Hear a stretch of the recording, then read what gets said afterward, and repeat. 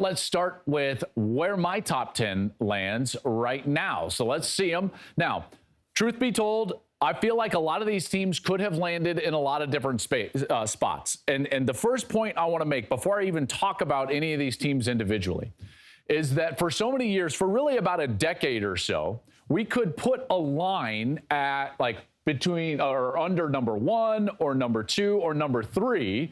And we could say to ourselves, like, those are the only teams that are above the line teams that are really going to not only compete for a playoff spot, but that can actually win the national championship. Heck, we've had a lot of teams in the playoff that we knew weren't going to win the playoff games. Okay, so the elite teams in college football for about the last decade or so, maybe even more, have been, I would say, a notch above the other teams even in the top 10. Now, here's what's different. This year, I think that line is starting to move down. Two things have happened. Number one, I don't think we have the great team up at the top.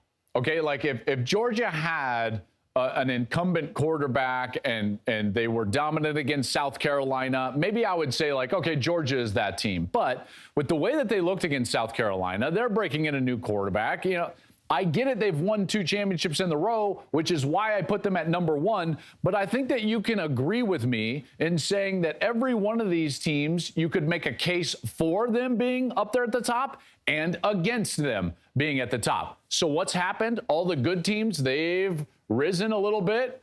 The top teams have come down a little bit, and that line that I was telling you about earlier, it's moved all the way down. And this is where I got to give a big apology to Oregon, because Duck fans, you don't see your logo up here, and candidly, I wanted to include you. You would be number 11 on my list, and that line is below you.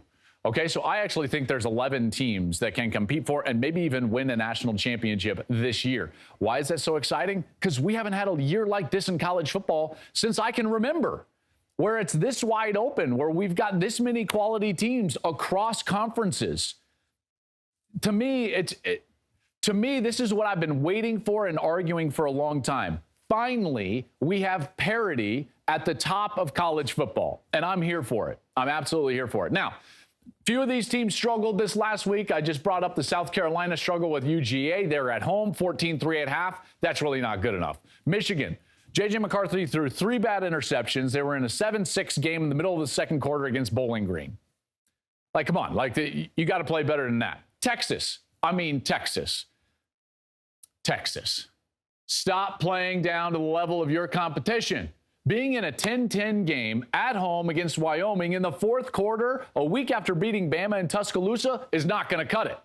You've got to hold a higher standard in that locker room, and that standard has got to be not just who you're playing, but what is within your team.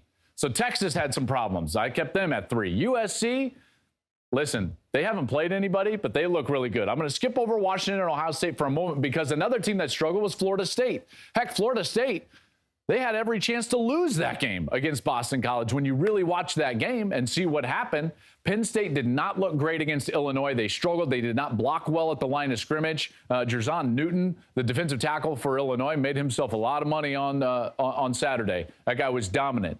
Utah, they've got a bunch of injury issues. Notre Dame, have they played anybody? Maybe you could say North Carolina State. Again, there's questions for everybody. You can make an argument for everybody. Now, there are 2 teams, though, that last week went out there and took care of business, overachieved.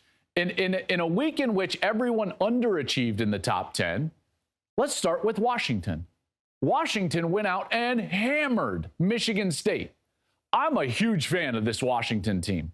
If you haven't watched Washington, go do it, because this team can get it done. One of the best offenses in college football. Why? Because they got one of the best quarterbacks in college football. I've been telling you since the summer that Michael Penix is a great Heisman candidate, and that's coming to fruition. They've got great wide receivers on the outside. Defensively, they're better than people think. They're good up front.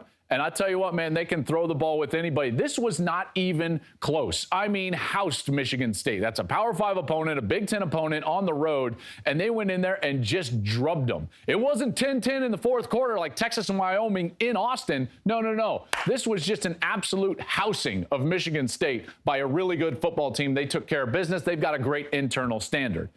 What's the other team that overachieved? It was actually Ohio State. When you look at what Ohio State did, albeit against Western Kentucky, what did they do? They overachieved. In a year in which we're constantly badgering Ohio State about the way that they look and why aren't you winning by more, they won 63-10.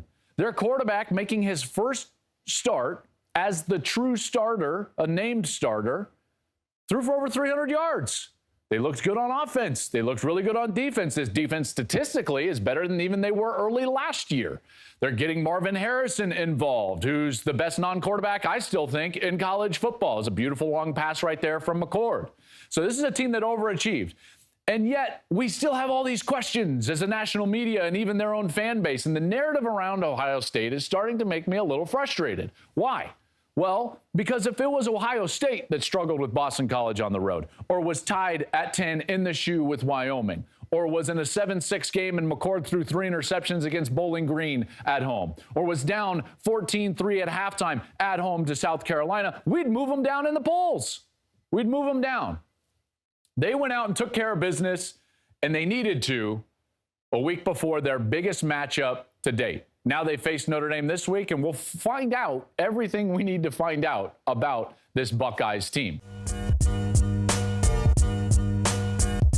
Hey, thanks for watching. If you enjoy that clip, make sure you click subscribe somewhere down here.